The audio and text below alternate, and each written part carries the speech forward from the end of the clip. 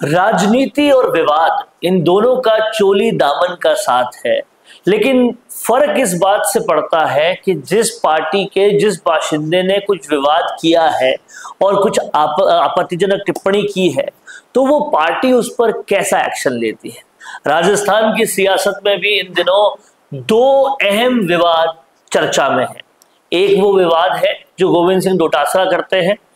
विधानसभा में हाल ही में उन्होंने विधानसभा अध्यक्ष को जो कुछ भी बोला, उससे पहले भी वो विवादों के किंग रहे हैं। और हाल में जो बीजेपी के ज्ञानचंद आहूजा ने एक विवादित टिप्पणी की, ये दोनों विवाद को कंपेयर करके देखा जा रहा है कि पार्टी का एक्शन उस पर किस तरह से हुआ है। आज इसी मुद्दे पर चर्चा करेंगे। चर्चा के लिए मेरे साथ हैं सरिता मित्तल जी, जो कि कहीं ना कहीं राजनीति में भी अपनी अच्छी पकड़ रखती है, बीजेपी से जुड़ी हुई है और उसी के साथ साथ सामाजिक कामों में भी लगातार सक्रिय रहती है। सरिता जी, ये दोनों विवाद से पता चलता है कि कौन सी पार्टी विवादित भाषणों टिप्पणियों पर तुरंत कार्रवाई करती है और साथ ही कौन सी पार्टी अनुशासनात्मक है। तो आप कैसे देखती हैं दोनों तरह के विवादों को? बीजेपी पार्टी बनी ही अपने संस्कारों पर, संस्कार से, अनुशासन से। और अनुशासन बीजेपी पार्टी का तो उस समय दिखता था जब अटल बिहारी वाजपेयी जी ने संसद में अपना इस्तीफा दिया था कि वो कितने अनुशासन में रहते हैं। उनका चाहे खुद का कार्यकर्ता हो या उनके प्रधानमंत्री हो, वो अनुशासन के लिए अब या अपने कोई भी गलती के लिए 1 मिनट में डिसीजन लेते हैं, वहीं की वहीं एक्शन हो जाता है। ऐसा नहीं कि गोविंद सिंह डोटासरा ने सदन में स्पीकर को इतनी गंदी टिप्पणी की लेकिन पार्टी कुछ नहीं करती है। शांति धारीवाल ने, मतलब वो तो इतना अभद्रता से बोला कि मर्दों का प्रदेश है, क्या होता है मर्दों का प्रदेश, रेप तो होंगी, पार्टी कुछ नहीं करती। यहाँ तक कि जब डोटासरा ने वो सब कुछ बोला तो उसकी माफी बहुत बाद में भी टीकाराम जूली ने मांगी। डोटासरा खुद भी माफी मांगने आगे नहीं है, उल्टा विधानसभा में आना छोड़ दिया। पार्टी तो, कांग्रेस पार्टी तो ऐसे कार्यकर्ताओं को या उनके नेताओं को तोहफा देती है, तोहफे में उनको विधायक बनाती है, टिकट देती है, कहीं का कुछ देती है, कोई पद देती है, लेकिन एक्शन नहीं लेती है। विवाद करो तोहफा लो। और एक बीजेपी पार्टी है, कितना बड़ा उदाहरण दिया कि वाजपेयी जी ने सदन में अपना इस्तीफा दिया। अभी ज्ञानदेव आहूजा जी ने एक छोटी सी गलती की होगी, पार्टी ने 1 दिन भी नहीं लगाया उस पर एक्शन लेने के लिए। ये तो संस्कारों की और अनुशासन की पार्टी है और पग पग पे वो अपना सबूत भी देती है कि कितने अनुशासन से पार्टी खड़ी हुई है। आज विश्व में बीजेपी पार्टी का यूं ही नाम थोड़ा ना हुआ है। कोई टाइम था कि सिर्फ 2 कैंडिडेट होते थे और आज ये विश्व की सबसे बड़ी पार्टी है।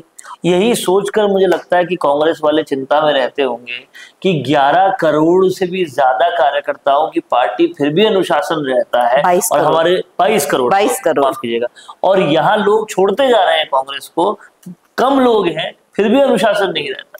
यही तो जब अभी सदन में अखिलेश जी ने बोला था कि, और हंस के, कि बीजेपी पार्टी है अपना राष्ट्रीय अध्यक्ष नहीं चुन पा रही, तो उनको यही समझाना था कि ये पार्टी अनुशासन की पार्टी है, कार्यकर्ताओं की पार्टी है, ना कि एक परिवार की पार्टी है। अरे भाई, आपको तो कितना वक्त लगेगा एक परिवार में से चुनना है। गृहमंत्री ने समझाया तरीके से था कि आपको तो टाइम कैसे लगेगा, आपको तो चुने हुए हैं, उन्हीं 5 बंदों में से एक को बनाना है।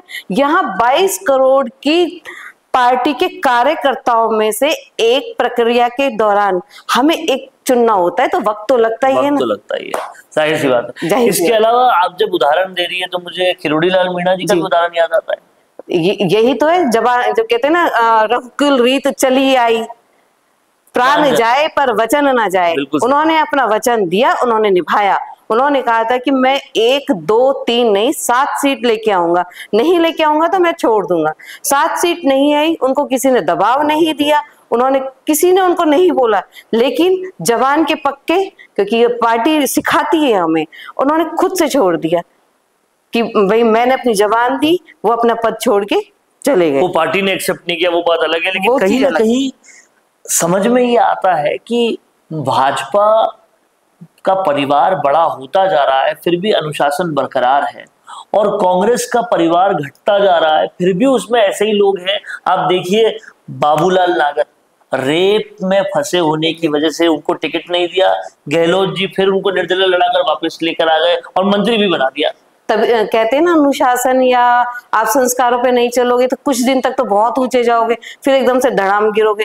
तो इतनी बड़ी पार्टी को खत्म करना तो ये भाजपाइयों ने थोड़ा खत्म किया है, ये कांग्रेसियों के आचरण ने खत्म की है, उनके व्यवहार ने, दुर्व्यवहार, व्यवहार तो क्या दुर्व्यवहार। और वो तो आपस में ही अभी तक उनका लड़ना, कभी जूली राम, कभी टीकाराम जूली, कभी गहलोत पायलट, इनके खुद के ही नहीं होते।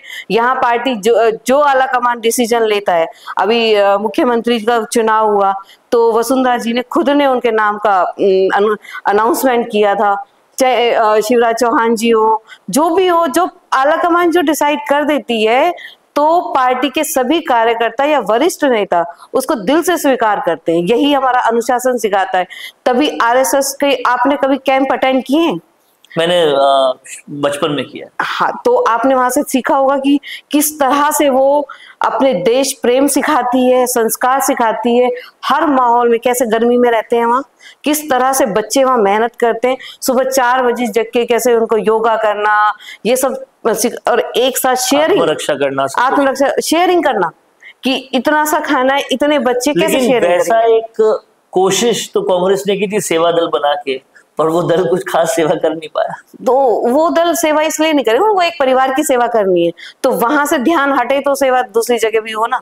तो कहीं ना कहीं बहुत स्पष्ट शब्दों में सरिता जी ने यहाँ कुछ बातें साफ कर दी है कि डोटासरा की पर जिस तरह से कार्रवाई हुई और जिस तरह से ज्ञानदेव आहूजा पर कार्रवाई हुई, रात दिन का अंतर दिखाई देता है और पता चलता है कि अनुशासन में कौन है कौन नहीं।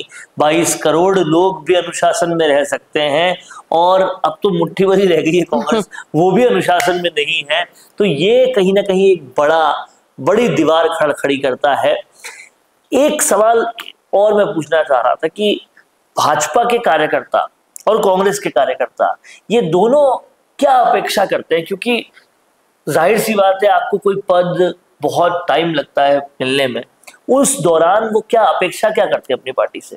अपनी पार्टी का करते हैं, हमारी पार्टी का नाम हो। भाजपाइयों का तो यही है, हमारी पार्टी आगे से आगे हो। क्योंकि इसमें क्या है कि किसी ऐसा नहीं कि किसी परिवार के लोगों को बनना है, उनको ये उम्मीद रहती है कि हम भी बन सकते हैं, हम भी बन सकते हैं। जाहिर सी बात है जब वो देखते हैं कि मध्य प्रदेश में किस तरह से एक कार्यकर्ता को सीएम बना दिया गया, राजस्थान में किस तरह से एक कार्यकर्ता को, जो कि कर्मठ कार्यकर्ता 15 सालों से संगठन के महामंत्री रहे हैं, उनको सीएम बना दिया गया, तो हर कोई सोचता है हमारा नंबर भी अभी आ सकता है। लेकिन यहाँ कांग्रेस में सचिन पायलट जिता भी दिया, सब कुछ कर दिया, लेकिन जब पद देने की बारी आई तो फिर आपस में लड़ाई को आगे कर दिया उनको, फिर उनकी आपस में लड़ाई हो जाती है, क्योंकि पद उन सबको चाहिए। यहाँ किसी को नहीं पता किसको क्या मिलेगा, और किसी को मिलता है, जो मिलता है वो राष्ट्र निर्माण का काम समझते हुए उसको, क्योंकि यहाँ राष्ट्र भावना कूट कूट के भरी हुई है कि हमें ये नहीं कि हमें चाहिए, हम राष्ट्र के लिए क्या योगदान दे सकते हैं, ये भावना है। वहां क्या है कि हमें किस तरह से हम कमाई कर सकते हैं, कैसे कमाई करेंगे, घोटाला में, ट्रांसफर में, या रीट के उसमें पेपर लीक में। और जब मुख्यमंत्री खुद, उस वक्त के मुख्यमंत्री अशोक गहलोत जब खुद कहते थे कि टीचर से पूछते हैं कि क्या आपके ट्रांसफर में पैसा लिया जाता है, डोटासरा के सामने वो बोलते हैं हाँ, और उसके बाद उन्हें प्रदेशाध्यक्ष बनाया जाता है। ये सब कुछ कांग्रेस में हो रहा है और ये जनता भी कहीं ना कहीं देख रही है। अब जब जनता इस सब चीजों को देखेगी तो लगता है कि राजस्थान में फैसला इस बार कुछ अलग आ सकता है। जो ये फैसला तो अलग है, जो ये चली आ रही है ना परिपाटी की, एक बार कांग्रेस, एक बार बीजेपी, लेकिन जब विपक्ष काम ही नहीं कर रहा तो अब दोबारा आने का तो मुझे तो लगता नहीं कि दूर दूर तक, कभी सालों तक भी चांस हो कि यहाँ आ सकती है कांग्रेस, क्योंकि जनता कांग्रेस के घोटाले से, उनके भ्रष्टाचार से पूरी तरह से वाकिफ हो चुकी है। उनका राष्ट्र प्रेम या जनता के कामों का कोई मतलब नहीं है, तभी कांग्रेसी भी बीजेपी पार्टी में जुड़ते जा रहे हैं।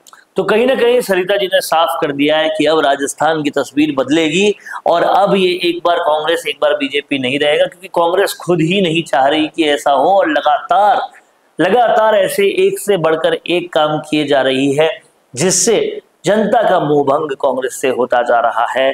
क्या कुछ कहना है आपका इस पूरे वीडियो पर, कमेंट बॉक्स में जरूर लिखिए। देखते रहिए संवाद भारत का, भारत के लिए। नमस्कार।